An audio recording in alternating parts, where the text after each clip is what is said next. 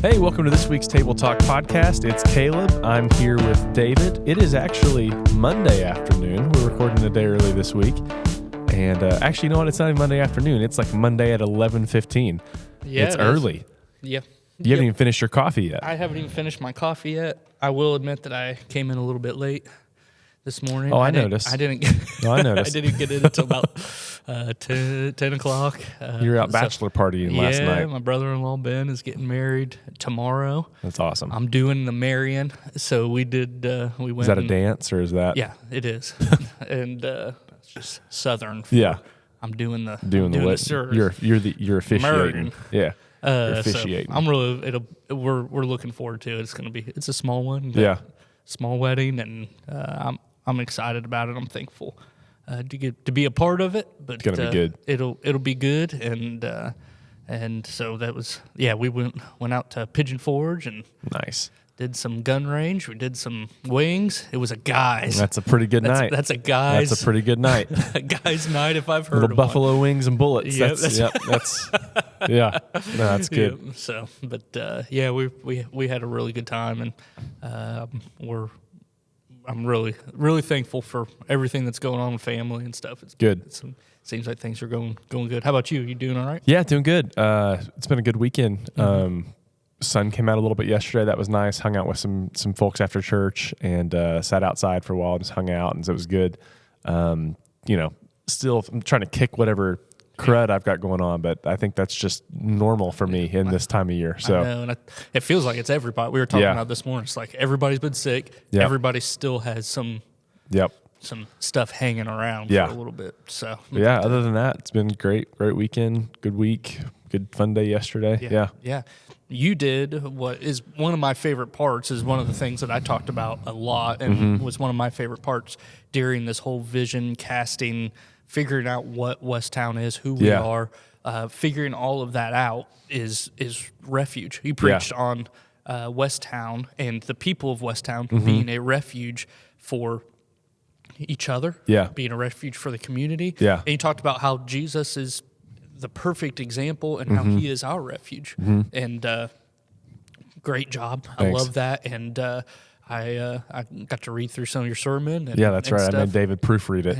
And so I wasn't in there yesterday, but I've read it. But it's stuff that we've talked about for a year. And I felt like that's one of our strongest places as church. Like, I think people who have been hurt by the church, people who are struggling with something, I think this is a safe place for a lot of people, and I'm really proud of that as a minister at this church, of being like, hey, this is a good place for you to come and figure some things out. Yeah, no, I agree. Kind of how I defined it yesterday was refuge, and cultivating refuge is almost like tilling the ground.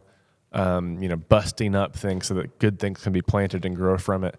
And it's really about creating a space where people can rest, heal, grow, and belong. That's kind of what cultivating refuge is about, is creating those places and being those types of people. When people are around us, that they can rest, heal, grow, and belong with us. And because Jesus is that for us. Yeah. When we're with him, we're able to rest, we're able to heal, we're able to grow. Yeah. And in him, we're able to belong to him and his family, the church. And so that was really the whole point. And I agree. That was, I said this yesterday in the sermon.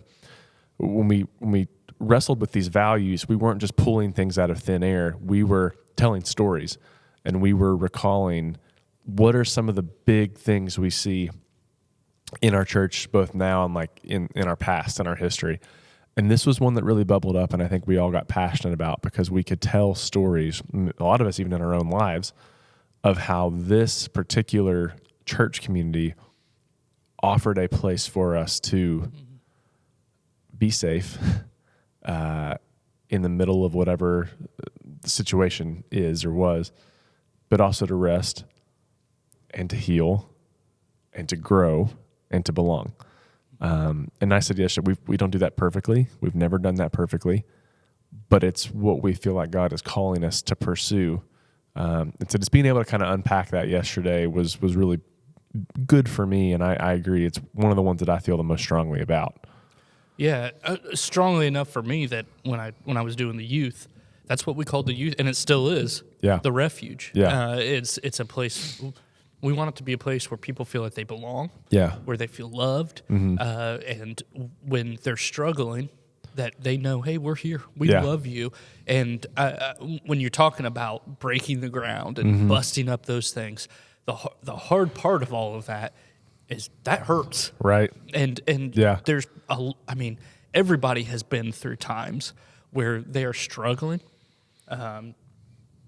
marriages or in financials or with family or at their job where they're struggling and they're just, man, it just feels like everything's broken. Yeah. And it feels like, oh, man, I've been busted up. And what is this going to look like coming back through? And how can this be put back together? Yeah.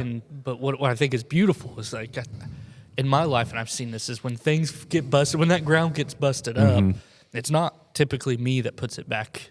Right. It's not typically. It's never me that makes that ground fertile and stuff. It's Jesus. Yep. And that's when I lean on Him and when I put my faith in Him and trust in Him. He really is that refuge. He's that foundation. He's the firm foundation. That I found. And so I know you and both. I mean, everybody has had these times where it hurts to be busted up like that. And so I think that's important from a church church to be there and to love people through those times. Yeah, it's almost as if like, Richard Rohr talks about this, as also says Walter Brueggemann, looking through the Psalms, is that all of us kind of start our faith journey with these nice little neat boxes where the puzzle all makes sense and we have all the questions all the answers to our questions and everything fits together really nice and neat. But eventually something happens in life where the puzzle gets broken, the pieces get poured out.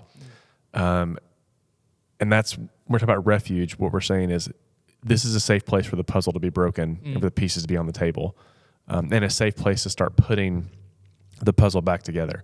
You can read about that in Walter Brueggemann's Spirituality of the Psalms, and then Richard Rohr also he calls them the 3 boxes of faith that are built off of Brueggemann's kind of framework in the Psalms. But it is just that idea of like, ideally we love the first box where the puzzle all fits, and it's great and it's nice and we don't have to think about anything. But eventually your own questions or life circumstances or something will happen where all of a sudden that puzzle breaks and doesn't make sense. Something goes awry. And for many of us, and maybe even our own selves at times, like we've been a part of or we've created church communities where we're not okay with the puzzle pieces being on the table. So, hey, if your puzzle isn't put together perfectly, you can't be here. What we're saying instead is your puzzle busted? Cool. Let's walk with Jesus as He helps us put it back together. And that picture may look a little different. Like honestly, I think if we're growing in our faith, the puzzle should look a little different on the third way on the rebuild. But that's okay because that means we're growing and Jesus is maturing us in our faith as we go through these storm moments where we need that refuge. Yeah, and for me, I would say like I have said this to students and stuff is if you haven't had questions, if your puzzle hasn't been broken ever, and you get into adulthood, I'm not sure that you've completely wrestled with what it means to be a Christ follower. Yeah. I do think some people are just given the gift of belief, and they don't. Right. It's not something that they ever question, and I'm like, man, that is a gift. Yeah. Because I would love that, but at the same time, I also know that I've struggled and I've wrestled and I've broken the puzzle of what does it mean for me to be a faithful Christian? What does it mean for me to follow Christ and stuff like that? And I come out stronger. Yeah. And I come out more with a better and different relationship with Jesus. I think where people get scared is there are some people that break that puzzle and never want to put a new puzzle back together. Yeah, for sure. And that's one of the things that Rohr talks about. And also, I know that like 50% of Rohr is great, 40% might be heresy, and the other 10% is like, I don't know. So don't hear me. I'm not endorsing anything Richard Rohr says, but I love the way he plays this out. He says, that so many people never get past the first box where the puzzle is perfect because they don't allow questions to enter, which I think you're right. I think if we don't, Paul says, work out your salvation with fear and trembling, right? If you're not wrestling through that, I do think that there's maybe some lack in development and maturity there. So he says some people never want to leave that first box. His counterpoint is some people never leave the second box either, what you just said. They don't want to put the puzzle back together. Yeah. Once it's on the table, there is no desire to put it back together. And he would call that, a lot of the modern deconstruction movement has evolved into that. Deconstruction in the sense of like intentionally wrestling with your faith is not a bad thing. I actually think, and this is a book I want to write one day, that our faith should often look like flipping a house, that we're just continually making updates and kind of reforming it to get it to the best it can possibly be. But Rohr would argue that the deconstruction movement has at times only been about demoing a house and not renovating it. And so it never moves to a reconstruction, third box type of faith. And so I think that's something that you have to keep in mind as you're talking about cultivating refuge and being a safe place for that is, we're cool with your puzzle being on the table, but we don't want it to stay on the table. Mm-hmm. Like if we're not moving to allow Jesus to start putting that back together, then we're missing something, and we might need to be convicted or brought back into check by the Spirit about it. Yeah, I would say my faith from 5 years ago looks a lot different than it did from 5 years ago. Yeah. My faith 5 years from before that looks a lot different than that. I think that's deepening. I think that's from study and from it looks different. Yeah, and, for sure. And when you're looking for that refuge in different times, I think God speaks to us in different ways. Yeah. God, when we take apart that puzzle, deconstruction's a loaded term. I like wrestling and taking the puzzle apart. I would say there have been times with me that I've been deconstructed but then put it back together. But you're right; it's a loaded term that people use, and they use it in a negative. When I think it can be used. Obviously, if you stay there, it could be negative. Yeah. But I know that my faith has changed often, and how it looks in my relationship with God. And I think a lot of times that comes through that groundbreaking, through that puzzle. And it's like, because I was willing to break that ground that I thought was so just what it is, so firm and so hard. To be willing to do that, or something happens to me, or I do something that can happen breaks too. that ground, and it goes, and I have guilt or shame or whatever it is, and I go, I can't, I got to wrestle with this, or why did God allow this to happen? What is going on? You allow God to take those things and you rebuild on top of it, and your faith looks different.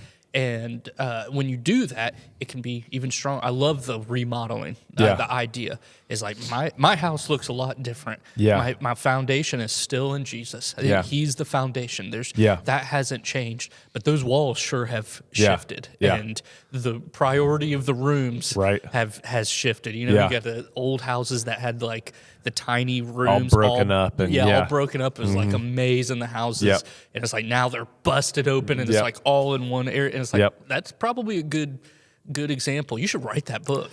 I want to one of these. No, you better not. It's copyrighted. My idea. Don't steal my idea, please. I need to retire. Help.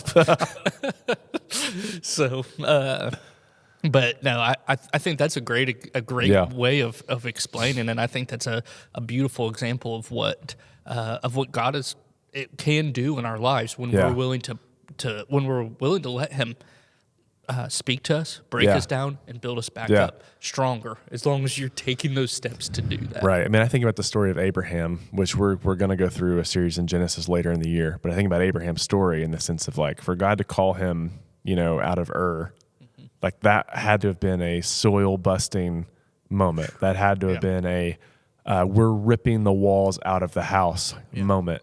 And you can see along the way, like in Abraham's story, where God is speaking to him and saying, all right, let's rip these floors out and put something new in. You guys are going to have a baby. Well, no, we're not. And, yeah, you are. and just the process of like Sarah laughing, and then we're ripping that stud out, like just all these different things that have to be torn out and broken up. And it's not that those things were bad. Yeah. It's just they're not the end of maturity in your faith. Yeah. And so having that happen is a necessary process. And then by the end of Abraham's life, even though he made some mistakes along the way, I think you see that his house was stronger and sturdier, and his foundation deepened into the God that called him out of Ur. Yeah. Yeah. You can even say God cut. Yeah. He cut all that stuff. Yeah, he did. that we went out on faith on some of that that's stuff. That's right. Yep. So, but that's going to be great. That's the next series. So it's not the next series. Okay. That's coming in like end of May, I think. Okay. So Awesome. what's coming up next is called All In. I mean, we're going to center this week on the Shema. So love the Lord God, all your heart, soul, mind, and strength. And then Jesus' addition to love your neighbor as yourself. We're going to really focus on that this week and explain why those areas matter, how we find wholeness and shalom when those things are present. And then so each week following that, we'll look at what does that actually mean? So what does it look like to love the Lord your God with all of your heart? Yeah. You know, I kind of think that ties to relationships a little bit. How do our relationships help us love the Lord our God with all of our heart, on down the line? So that's where we're going for the next 5 weeks, I think. Yeah. That'd be great. That sounds like a great series. Great one to jump in on if people haven't been coming. So we'd encourage you to invite people for that. We're not that this isn't what we do, but we've moved from this deep kind of internal conversation of what are we doing, what is West Towne doing, and now it's kind of like, hey, let's start going out there and let's start for sure making this real. And I think we do that every week, but making this real in our life. And for sure, this is real world stuff that I think people really wanting. Yeah, I mean, I know this has for sure been a very internally focused series in the sense of like we're just defining who we are, but the point of that has been to get us beyond ourselves. Yeah. And so what I hope people have taken from this Plant the Flag series is this is what we want for you. Like we want wholeness for you. We want refuge for you. We want you to be inspired. We want you to benefit from the generosity of God. We want you to be kingdom postured, but we want that for other people as well. And we want you to play a part in that. Co-workers and people around this church. That's what we want for them. Yep. So. Yeah. But I'm excited to kick off All In on Sunday and,